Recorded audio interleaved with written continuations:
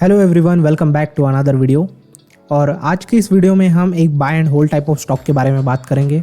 ये stock long term investment के लिए बेस्ट है, लेकिन उससे पहले let me explain you the framework of buy and hold, then I will start discussing about my favourite stock. So if you are looking for a buy and hold stock, then it should meet all these four conditions. The first condition is that the company should be a market leader.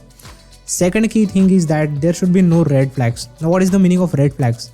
It means कि यार founders are always in the news, कुछ ना कुछ चलते रहता है, report निकल गई, ये रिपोर्ट आ गई, वो रिपोर्ट आ गई, डेप्ट इशूज़ चल रहे, लोन इशूज़ चल रहे, कंपनी ने कोई बड़ा स्कैम कर दिया।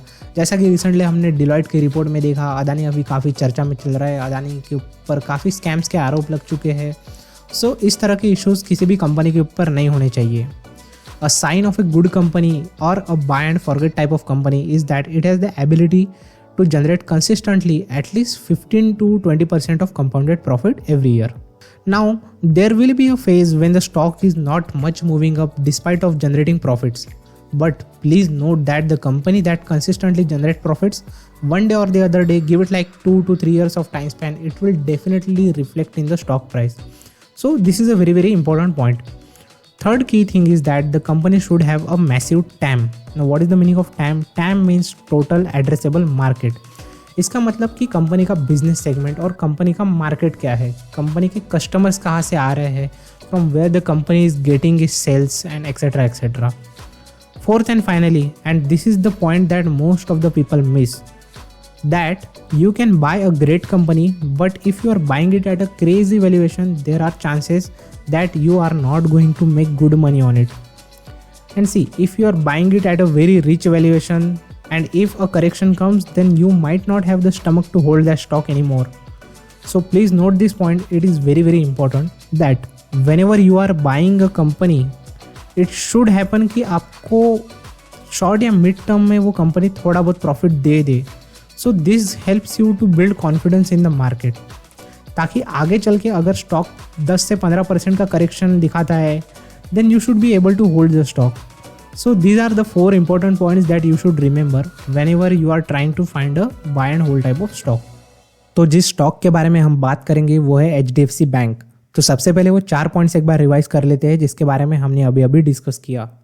The first point was that the company should be a market leader. क्या HDFC बैंक मार्केट लीडर है? Definitely yes. Second key point, is there any major red flag on HDFC bank? The short answer is no. ऐसे कोई घपलों में नहीं पड़ा रहता HDFC bank, it is a very clean company.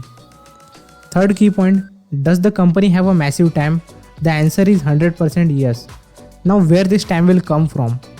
First, it would come in the form of credit card and debit card penetration in India, which is still fairly low. Second, it would come in the form of loan giving and loan taking. And third and final is that more and more people are gonna use banking products more extensively, hence the growth of the company will increase in future. Commonly, the TAM of complete banking sector in India is big. Now comes the fourth and very interesting point regarding HDFC Bank, which has to do with the micro trends. So let me explain a few critical micro trends that are going on in HDFC Bank as of now. First point is that आप सबने तो सुना ही होगा HDFC bank के merger के बारे में, तो मैं उसके बारे में ज़्यादा बात करने वाला नहीं हूँ, but this is actually a good point. Now the point that people miss about HDFC bank is उसका स्टॉक प्राइस। मुझे लगता है कि अभी ये काफ़ी अच्छे एंट्री पॉइंट पर है। So let me explain why that is the case. If you consider the long term trend and long term channel of this stock, and here we are looking at the data from 2017 onwards, so this is the channel that can be easily drawn. This channel was broken, number 1 during the COVID, and number 2 when the overall stock market was correcting quite aggressively. And since then अभी ये stock ने थोड़ा यहाँ पे recover करने की कोशिश की है, बट अगर हम ये 2 पॉइंट कंसिडर करें तो स्टॉक ने पिछले 2.5 साल में 0% का रिटर्न दिया है। लेकिन अगर ये यहाँ के इस रेजिस्टेंस को ब्रेकआउट करता है तो डेफिनेटली अपने ये चैनल में वापस एंटर करने की कोशिश करेगा। उसके बाद you can see a rally of 31%, और चैनल में तो ये मूव करेगा डेफिनेटली। तो लॉन्ग टर्म इन्वेस्टमेंट के हिसाब से काफ़ी परफेक्ट सेटअप है चार्ट का। अगर स्टॉक के फंडामेंटल एनालिसिस की बात करें तो स्टॉक का रेवेन्यू एंड प्रॉफिट एक बार देख लेते हैं। अगर आप पिछले 5 साल का डेटा देखें तो हम ये देख सकते हैं कि रेवेन्यू ऑलमोस्ट डबल हो चुका है, और वही अगर हम प्रॉफिट की बात करें तो प्रॉफिट ऑलमोस्ट 2.5 टाइम्स तक बढ़ चुका है लास्ट 5 ईयर्स में। Now let's finally talk about why the stock price will go up. The answer to that is FIs and DIs are going to buy something like HDFC Bank very aggressively. तो share holding pattern एक बार देख लेते हैं। FIS का stake यहाँ पर 39.35 से बढ़कर 53.93 हो चुका है एंड डीआईएस का स्टेक भी यहाँ पर 21.47 से बढ़कर 29.75 हो चुका है।